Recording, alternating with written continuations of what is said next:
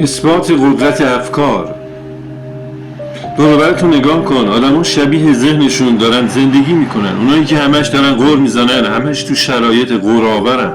اونایی که قدردانن، همش دارن بیشتر دریافت میکنن و ذهن براش هیچ فرقی نداره. ذهن یه ابزاره، هر جور بهش فکر بدی همون جور بهت بر میگرده.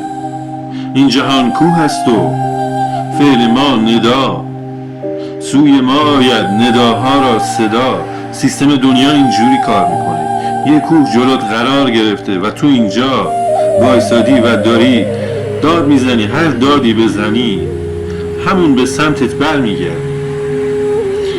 مثال دیگه میگن یه آینه است، تو رو به روش وایسادی، خب و بعد اخم کردی و بعد تصویر تو آینه اخموه و تو میخوای تصویر تو آینه رو عوض کنی، عصبانی میشی، میخوای تصویر تو آینه رو عوض کنی.